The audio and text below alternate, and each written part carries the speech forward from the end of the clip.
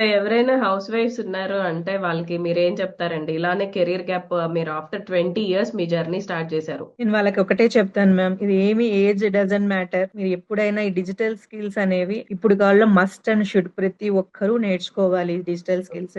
That హ్మ్. Our our academies Karvy digital academy మొత్తం complete గా తెలుగు స్టెప్ బై స్టెప్ హ్మ్. అనాలిసిస్.